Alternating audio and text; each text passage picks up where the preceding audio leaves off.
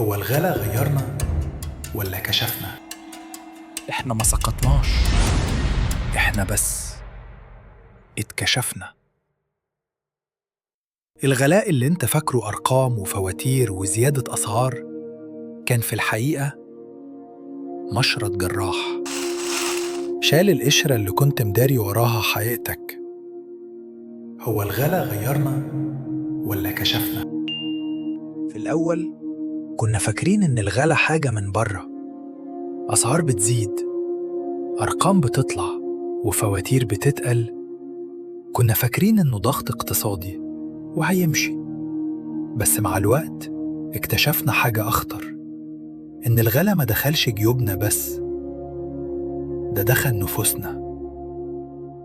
بقينا عصبيين، وبقى نفسنا يضيق، وبقينا نقلل من بعض، وبقينا نقول الدنيا بقت وحشة. بس السؤال الحقيقي، هل الدنيا بقت وحشة فعلاً ولا احنا اتكشفنا؟ الغلا ما غيرش طباعنا فجأة، هو بس شال الغطا وطلع اللي مستخبي وقت الرخاء. طلع صبرنا الحقيقي، طلع أخلاقنا واحنا تحت الضغط، طلع مين بيعرف يقف جنب غيره، ومين أول ما الدنيا ضاقت بيه شدها على نفسه وسكت. الغلا كشف إن في ناس كانت طيبة وده لأنها كانت مرتاحة، ولما راحتهم دي راحت انطفت الطيبة معاها. كانت بتبتسم عشان الجيب مليان. أول ما الدنيا ضاقت الوشوش الحقيقية طلعت، والطيبة اتبخرت مع أول زيادة في الأسعار. دي ما كانتش طيبة، ده كان ضعف نفس مستنية أول ضغط عشان تبان. وفي نفس الوقت كشف إن في ناس تانية كانت شايلة خير جواها، وما ظهرش معدنهم غير لما الأزمة خلتهم يتقاسموا حتى القليل اللي معاهم. الغلا بقى مخلينا نحسبها قبل ما نعطي، ونفكر 1000 مرة قبل ما نساعد، ونقفل باب قبل ما نفتح. وده مش لأننا بقينا وحشين، لكن لأن الخوف بقى ضيف دايم. الخوف من بكرة، الخوف إن اللي معاك ما يكفيش، الخوف إنك لو إنسان طيب تغرق. وأكيد إن ده إحساس طبيعي، بس الأكيد إنك خايف. الخوف بقى هو اللي بيسوقك، مش ضميرك. أنت بقيت عبد للرقم اللي في المحفظة، لدرجة إنك مستعد تبيع إنسانيتك عشان تضمن بكرة. الغلا كشف قد إيه إحنا هشين من جوه، وقد إيه إن الأمان بتاعنا كان وهم معتمد على الاستقرار المادي مش على القيم والثوابت.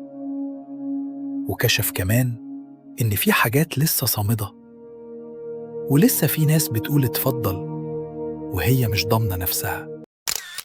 السؤال مش ليه بقينا كده، السؤال الأهم اللي لازم يتسأل، إحنا عجبنا اللي اتكشف ولا لسه بنهرب من الإجابة؟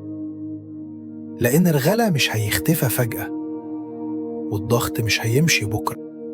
فلو الغلا فعلا كشفنا، يبقى لسه قدامنا فرصة نمسك في اللي فاضل منا قبل ما الخوف يكمل رسمنا على مزاجه ويطلع مننا وش ما نعرفوش. مش مطلوب منك تبقى ملاك ولا شايل هم تنقذ الكل، بس مطلوب منك ما تسيبش الظروف تسرق منك اللي كنت فاكر إنه ثابت. في زمن الغلا أغلى حاجة مش الفلوس ولا الوقت ولا حتى الراحة، أغلى حاجة الإنسان نفسه. إنك تفضل بني آدم وإنت مضغوط وإنت خايف وإنت محتاج. الاختبار الحقيقي مش في اللي تملكه ولا في اللي حققته، الاختبار الحقيقي في إنك تفضل تعرف تدي حتى لو مش كتير، وتعرف تحس حتى لو الدنيا سحبت الدفى من قلبك، وتعرف تختار الرحمة من غير ما تبقى ضعيف. مش البطولة إنك تستحمل وبس، البطولة إنك ما تتحولش، إن الظروف ما تغيركش، إنك لما تبص في المراية بعد الأزمة تلاقي نفس البني آدم اللي كنت تعرفه. وفي زمن الغلا اللي يحافظ على إنسانيته مش خسران، ده اللي لسه كسبان بجد. لو لسه شايف البني آدم ده جوه عينك، يبقى مكانك هنا في صوت المراية، مش عشان نسمع كلام، لكن عشان نفتكر احنا مين قبل ما الغلا يحاول